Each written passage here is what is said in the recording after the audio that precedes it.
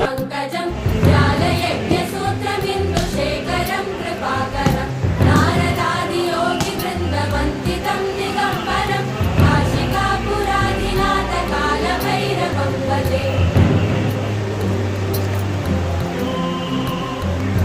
भानुकोटिकास्वरं भवाब्धिकारकं परं नीलकण्ठमीप्सितार्थदायकं त्रिलोचनं कालकालमम्बुजाक्षमक्षशूलमक्षरं काशिकापुरादिनाथकालभैरवं भजे ओम